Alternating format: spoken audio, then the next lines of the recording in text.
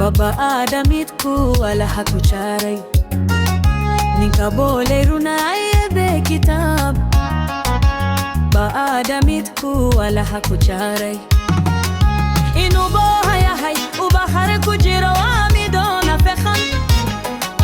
Inubo hayahay ubahar kujiro amidona fekhan. Busho iskubu khayba sawahan kudare, busho iskubu khayba sawahan kudare.